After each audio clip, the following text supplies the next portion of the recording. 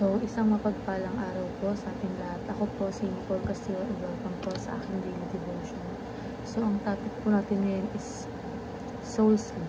So, soul sleep is the teaching that when believers die, their souls enter a state of unconscious existence, only to be awake at Christ's return for the resurrection.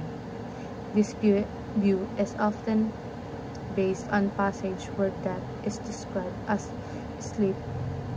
The Bible teaches that while the body was asleep in the grave awaiting resurrection, the soul is immediately conscious in God's presence.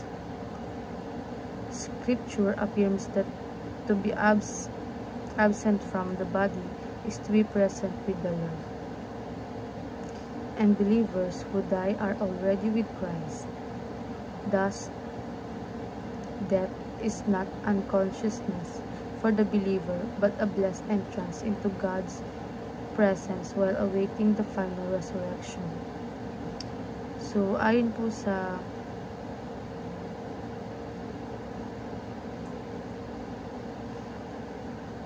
Ayon po sa 1 Thessalonians chapter 4 verse 13 to 15,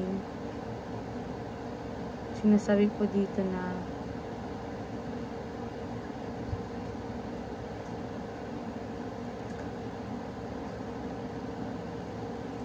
brothers and sisters, we do not want you to uninformed about those who sleep in death, so that you do not grieve like the rest of mankind, who have no hope. For we believers that Jesus died and rose again, and so we believe that God will bring with Jesus those who have fallen asleep in Him.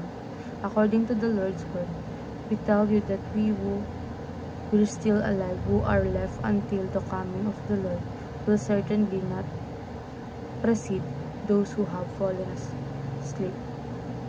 So, yun po sa ating ituran, meron daw pong 3 reasons you should not commit suicide.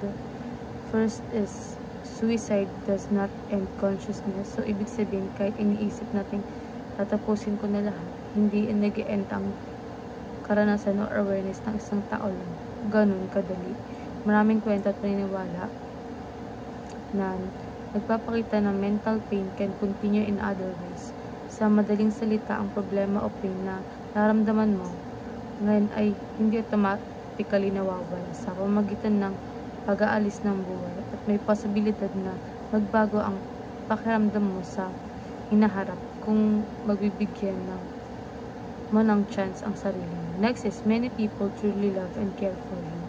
So, minsan kapag sobrang hirap, feeling natin na wala nang makakaalaga, pero madalas may mga tao, family, friends, co-workers, kahit ang isang kapitbahay na nagmamalasakit ng higit pa sa alam natin, kahit hindi na agad nakita o naintindihan